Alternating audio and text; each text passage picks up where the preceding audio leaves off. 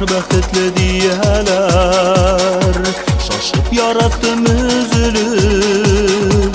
Sen karşıma kilip çıkkaş yanıp gülüp. Nazlar tuldu uçraşular, gitti başlarım eğlenip. Yazның bəxtine şundum seni görüp. Cimirilgen yazmışlarım yalgap bulur miken tağım. Xuda yüzü birgen yazmış bula alam iken yalgış. Cimirilgen yazmışlarım yalgap bulur miken tağım. İnsaf devdi mekabette buldu beni ekiyette.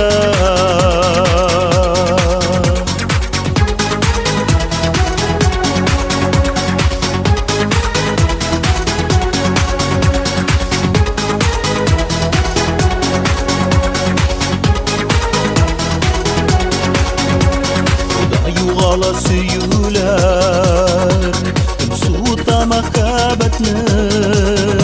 Tüm birinci bulubun tavandelerini. Yazlar bəxtli diyeler, şaşıp yarattım üzülüp. Sen karşıma kilip çıkkaş yanıp gülüp.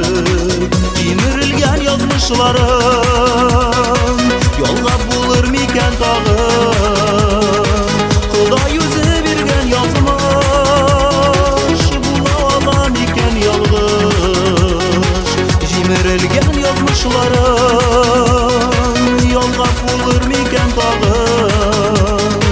İnsaf devdi mekabette buldu beni ekiyette.